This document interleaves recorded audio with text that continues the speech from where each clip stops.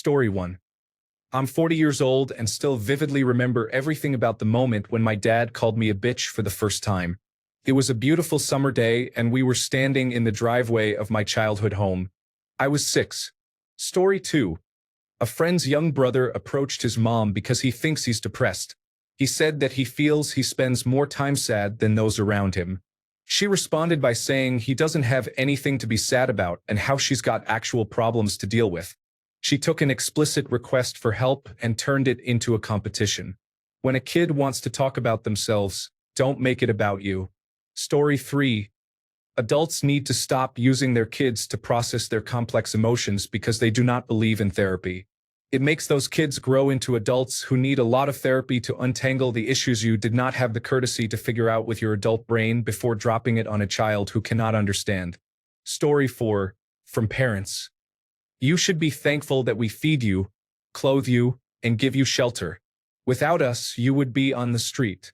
It made me feel guilty for existing. Story 5. Anything filled with anger. I remember the scoldings, the beatings, the punishments that my father gave me when I was a child, and I can surely say that even when I was little, I felt that there was something different, something bad. It wasn't until I grew up that I realized what I felt. I could feel his anger. Story 6. That the end times are coming and that you will have to hide in the woods from the Antichrist and eat your dog. That you will probably never live to see adulthood. That everyone is out to rape and murder you. Yeah, kind of traumatic. Story 7. They should not be told that they have to hug someone. I love getting hello and goodbye hugs from my nieces and nephews, but I make sure I never force it on them. The same with sharing.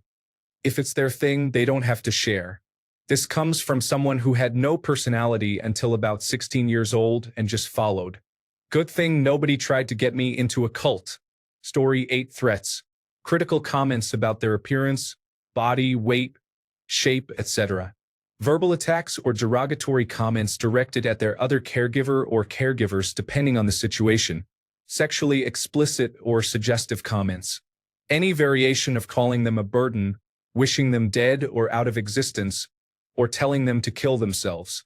Comments assigning blame or fault about things they cannot reasonably understand or manage at their age or stage of development. Story 9. I had epilepsy growing up, and epilepsy medications are notorious for weight gain. I was also on antidepressants, which exacerbated the issue. I was still a very active kid, so I wasn't wildly overweight, but certainly not skinny. I'll never forget I was 6 years old at a cheer camp, and I asked if I could be the flyer for some really basic stunts, just thigh stands.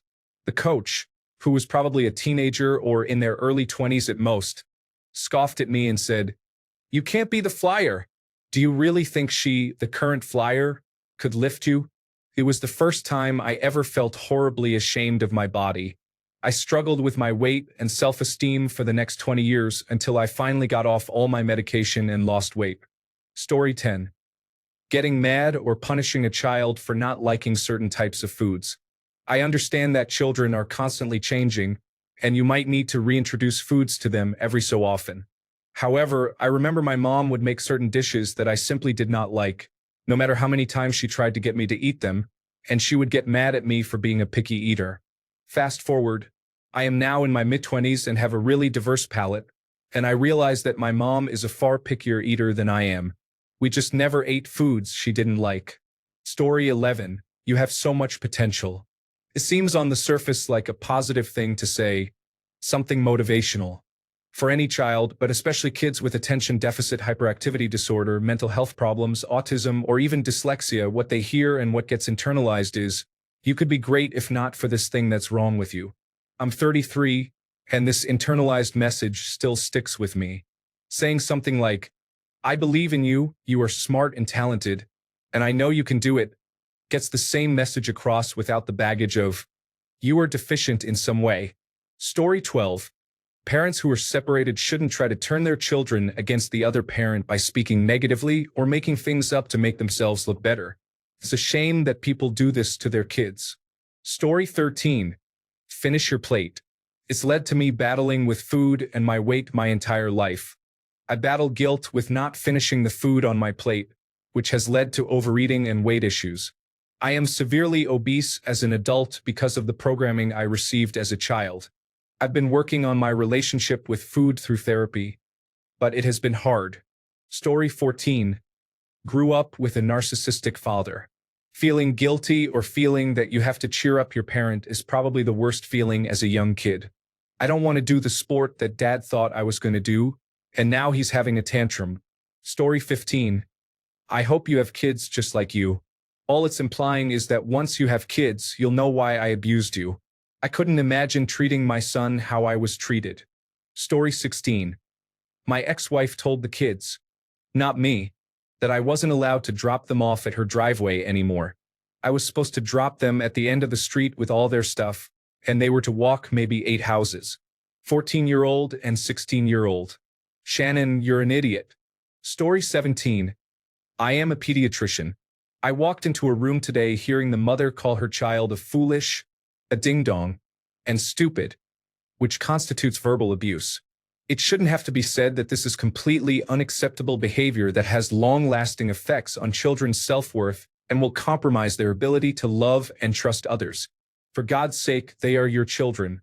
They are depending on you to lead by example, to show them compassion, and for you to be their advocate. I was in this room having flashbacks to when I was a child and being screamed and yelled at and reliving paralyzing fear. Do not have children if you speak to others like this. There are ways to communicate boundaries to children without screaming at them. Don't yell and scream at your children. Do not spank them. That doesn't teach them how to behave. It teaches them fear and that there will be physical consequences to unfavorable actions, and only perpetuates a cycle of abuse. Story 18. I was told I was made because I needed someone to talk to, and I had to be drunk to make you. Then watch 22 years of a miserable marriage. Then divorce finally happens. Then everyone's sad but me. What a time. At least I'm funny now. Story 19. We are dying, just slowly. It upset my little brother when our older brother said this. I was only 14 when he said that to him at 7, and I had to step in and stop the conversation. My older brother was 24 then. He's still an idiot. Story 20. It wasn't said to the kid, but about and in front. I wanted to slap the mother for talking about her son as being nerdy, not liking to play, while the son's cousin, who was also present, was rambunctious and all boy, as she put it. I wish my son was more like that. The level of anger. I had to leave the room because it wasn't my home, my friends, and as a man, confronting a woman for having an I dislike my son attitude is frowned upon. Story 21. Do not make your kids do the things you are afraid to face. When I was a kid, my mom dumped all that stress on me. Rent late, I had to face the landlord.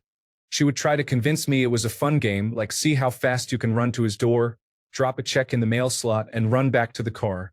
Even at 10 years old, I knew it was not a game. All she was doing was transferring her anxiety directly to me. Be honest with your kid about the difficult situations you might be in, but do not make them carry the weight in your place. Story 22. Any comments about approval or disapproval of their bodies or other bodies should stop. Stop commenting on the aesthetics of bodies, as kids cannot process that information in healthy ways. Story 23. My girlfriend works at an elementary school as their lunch lady. One day a kid came up to her and asked, "Do you drink alcohol?" She didn't want to tell them that we just spent the weekend getting drunk on cheap wines. So she said, "No." On the serious side, she is very popular there and recognized that her honest answer could be seen as approval or endorsement. You don't want to be giving kids that. Story 24. What's in your pants? I saw an adult lady say that to a young teenager the other day and intervened. Sexual predatory behavior should be scared back into the shadows. Story 25. You know what my earliest memory was? My parents convinced me they were aliens. I was like 3. These people were like, our skin tags? Those are extra arms. Our giant 1980s Lincoln Continental that we call the boat? It's so big because it's a spaceship. Etc. Etc. I freaked out. I was 3. What were my parents thinking? They weren't young parents. They were in their 30s. Story 26. This is kind of a low bar as far as bad things my parents did goes. When I was a kid, my parents were very controlling. Now, that meant, among other things, that they didn't let me go outside for fear that neighbor kids would wander by and I'd hear things that went against my parents' ideologies. It also meant that they controlled exactly what and how much I ate. As in, if I didn't want to clean my plate, I was beaten. Well, I was also a fat kid, and given how much control I had over both my food intake and the exercise I could do, I didn't have much say in the matter. My parents gave me so much grief about it over the years, though. Like, even if you were allowed to have some agency in your life, you shouldn't get that kind of criticism. It was pretty miserable. Anyway, when I went away to college, I was finally on my own, and I took charge of that. Everybody was warning me about the freshman 15, but I was watching my intake. That's not great, of course, but I lost a couple of pounds. Not even that much. And then I went back home for winter break, and my parents were all, "Oh, you're too thin, you need to eat more." And I'm like, "No, I'm good, thanks." At one point, Dad said, "Eat more or I'm kicking you out of my house." And so I gained that weight back over the break, and by the end, they were back to giving me grief about it. So I don't know. Maybe don't be so harsh about your kid's weight. Certainly not with demands and expectations that oscillate between two extremes like they did. Story 27. My mom would ask me when I was very little to point out other women in public that closely resembled her body type. Or she would point out another woman to me and ask if her body looked like that. I now, not surprisingly, have an eating disorder. I am not blaming her at all for my eating disorder, but it definitely influenced something in my brain as a child. Or teaching kids that certain foods are bad. We should create healthy food relationships with kids. Story 28. I had it worse than you. You have nothing to be upset about. Stop crying. You think you've got problems. My life is slaving away for you, listing everything bad in their life related to having kids. I can't cope with you. Go to your room. You want to be a fill in the blank and laughs. Why do you forget everything and can't follow instructions? Later in life diagnosed as dyslexic and attention deficit hyperactivity disorder. My mom said these things and worse to me. Story 29. Why can't you be more like, so nasty and cruel to do that? I know a lot of people whose parents did that to them. As a young teen, my cousin got compared to an older teen in their church. Her mother then compared her younger sister to her. She had it both ways. She hates it and has sworn never to do it to her kids. Story 30. You should never mention to your adult son, in front of your teenage daughter, that the daughter has more of a mustache than the son. It is unfortunate for both kids. Story 31. You are just acting out for attention. Something I heard when I was 10 or younger. I do not remember exactly how old I was, and I was having intrusive thoughts that scared the hell out of me. I was constantly having meltdowns over it because I did not understand what was going on in my head, and it was scary. It turns out I had undiagnosed obsessive-compulsive disorder. But I still struggle with seeking comfort or help from people because of this. Do not tell your kids this. Story 32. Bit of an obscure one this, but if you're telling your child to do something, and they take their sweet time over it, and then you mock them when they finally do that thing. For instance, you've got guests and you want your son to come downstairs and say hi. He makes a bit of a song and dance about it, but finally comes downstairs and you say, "Oh, look who's finally come downstairs." That sort of behavior is annoyingly common in adults. Just say, "Thanks for coming downstairs," and try to mean it. Of course, there are loads of other things, racist stuff, baseless opinions, general unkind things, but I assume they've all been mentioned in the comments. Story 33. Anything along the lines of, "I gave you a roof over your head and food in your belly." That is literally the bare minimum in the eyes of the law. Anything less is child neglect or endangerment. Story 34. I don't accept your gender or sexuality. Time for the but. No buts. You're telling your kid you don't want to be a part of whatever family or life they have in the future as their authentic selves, and that simply makes you a bad parent.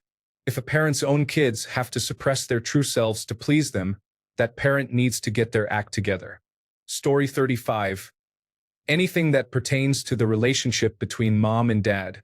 The number of times I've seen the kid become the mediator for their parents' issues. It's disgusting. Story 36. My mom had a running joke when we were kids where she would say, "Why do I love you so much?" And we had to say, "Because the law says you have to." I think that probably explains why I tend to convince myself that every person in my life is only there because they feel obligated to be. So maybe don't say that to your kids. Story 37. That you're thinking of killing yourself. I'm my mom's caretaker at this point, and I care about her. It is difficult losing her to dementia slowly, despite her flaws. But that was a rough thing to hear at 12. I can't help but suspect it's part of why that felt like an option for me at 17 when I made an unsuccessful attempt. Story 38. Feel like there is a lot of obvious low-hanging fruit in this thread so far. But one I hear a little more frequently that I think is still somewhat acceptable. I find it highly inappropriate for parents expecting their second child to tell the first one they will need to be more mature, more responsible, and help care for the sibling.